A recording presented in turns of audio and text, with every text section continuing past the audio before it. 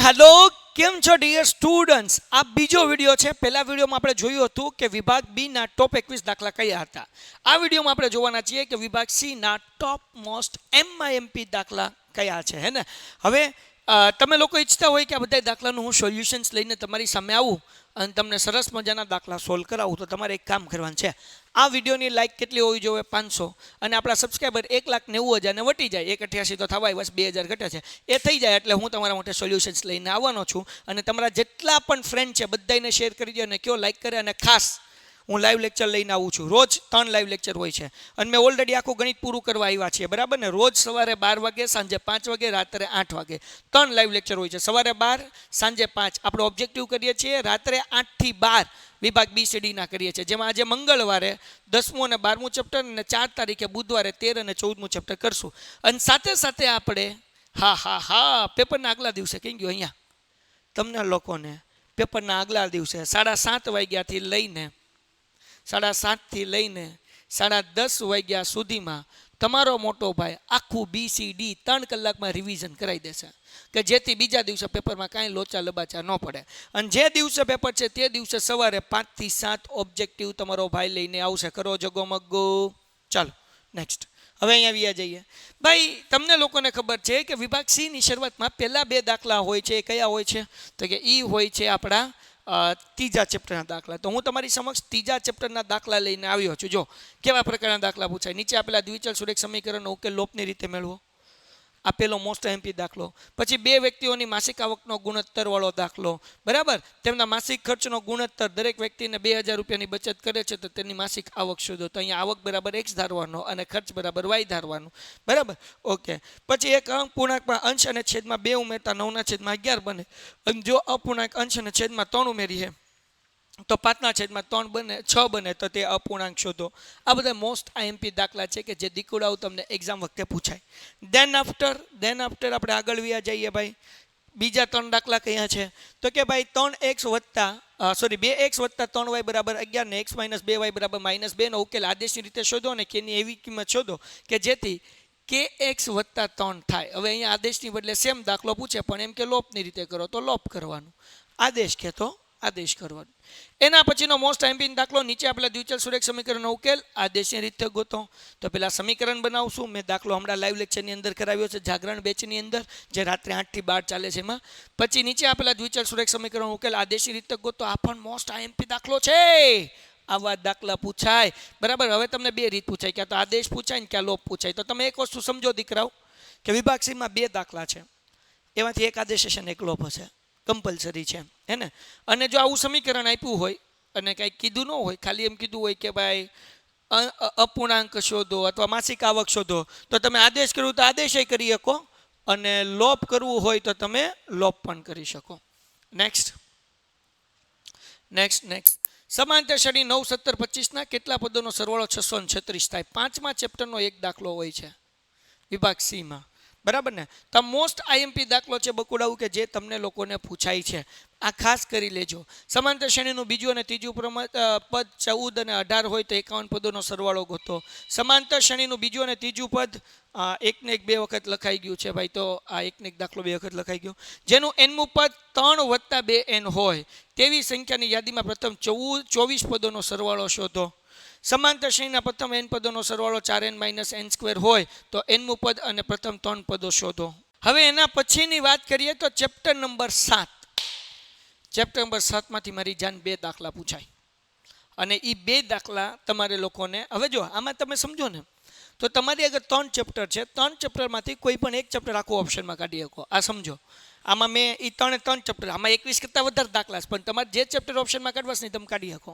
કયા 3 ચેપ્ટર? એક તો ત્રીજું ચેપ્ટર છે, એક છે 7મું ચેપ્ટર અને એક છે 10મું ચેપ્ટર. આના 2 દાખલા, આના 2 દાખલા અને આના 2 દાખલા. આ 3 ચેપ્ટરના 2 દાખલા પૂછાય એટલે ટોટલ 6 દાખલા થયા. અને પછી તમને એક પૂછાય સમાંતર શ્રેણીનો એટલે થઈ ગયા 7. એક સંભાવના અને એક આંકડાશાસ્ત્ર એટલે 8 અને 9. તો સંભાવના આંકડાશાસ્ત્ર તમે ઓપ્શનમાં કાઢો જ નહીં. વૈધા કેટલા દાખલા? તો કે 7 દાખલા વૈધા. 7માંથી તમે કોઈ પણ 2 દાખલા, ક્યાં તો ત્રીજું ચેપ્ટર ઓપ્શનમાં કાઢી શકો, ક્યાં તો 7મું કાઢી શકો ને ક્યાં તો 10મું કાઢી શકો.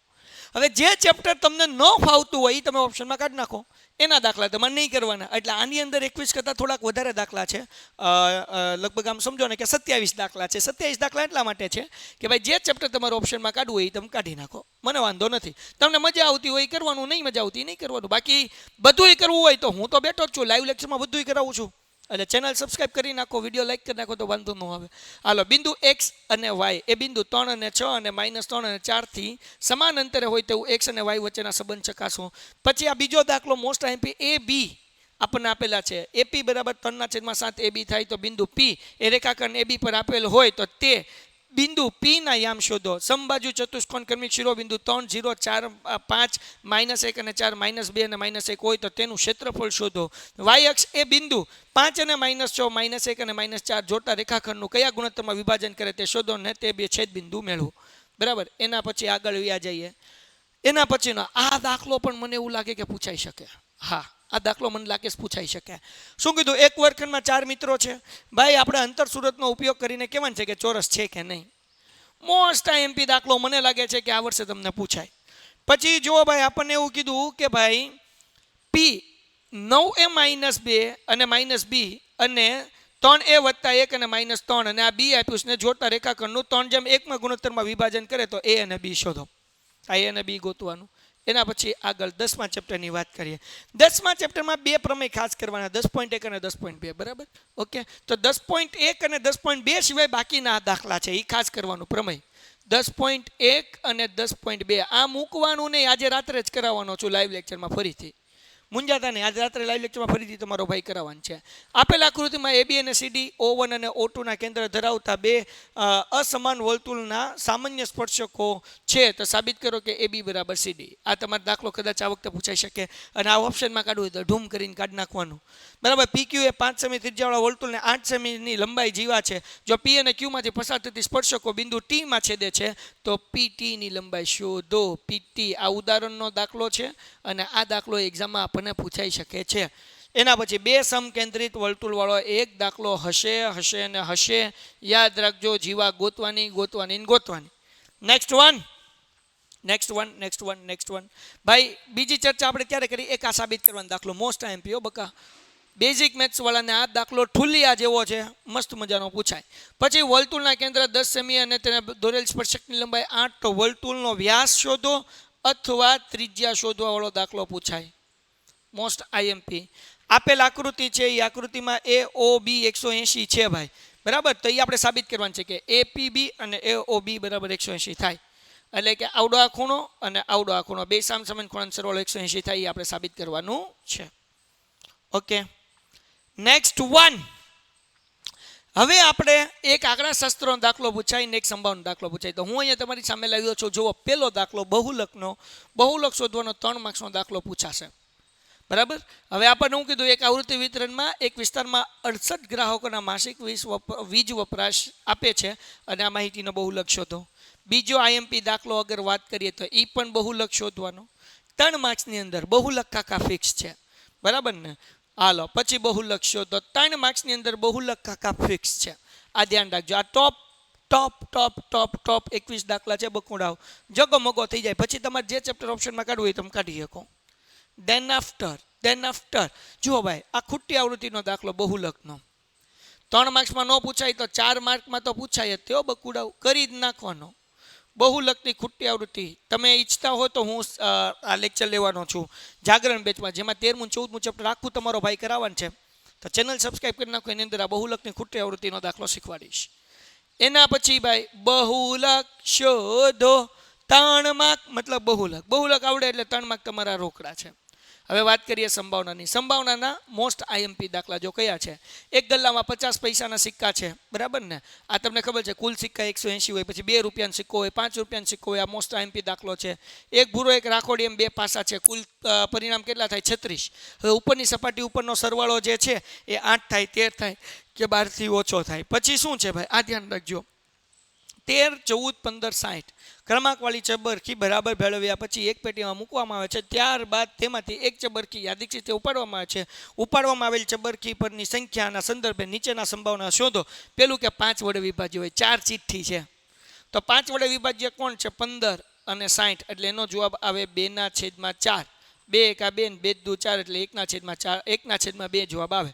બરાબર ને? ઓકે. 5 વડે વિભાજ્ય એટલે 5 હારે ભાગાકાર થઈ શકે. પછી તે પૂર્ણ વર્ગ સંખ્યા હોય. પૂર્ણ વર્ગ એટલે કોણ છે આમાંથી? તો કે ભાઈ પૂર્ણ વર્ગ સંખ્યા 13, 14, 15 અને 60 એકેય નથી. અશક્ય ઘટના છે એટલે અહીંયા આવશે 0. બરાબર, આનો જવાબ આવશે 0.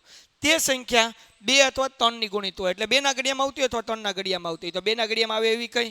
તો કે 14 2 ના ઘડિયામાં આવે, 15 3 ના ઘડિયામાં આવે, 60 2 અને 3 2 ના ઘડિયામાં આવે એટલે એનો જવાબ આવે 3/4.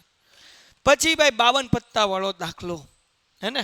પછી એમાં ગમે એ પૂછે કે ભાઈ રાજાનું પત્તું હોય અથવા રાણીનું પત્તું હોય અથવા આપણને એમ કે તે પત્તા શું કહેવાય તે પત્તું લાલ રંગનો એકો હોય, મૂક મુદ્રાવાળું પત્તું ન હોય, આવું કંઈ પણ પૂછે. પણ 52 પત્તાવાળો એક દાખલો જે છે એ ટોપ મોસ્ટ 21 દાખલાની અંદર આવી શકે. મજા આવી? તો આ દાખલા કરી લો એટલે તમને એક્ઝામમાં વાંધો ન આવે. છેલ્લી ઘડી આ તમારા માટે રામબાણ છે.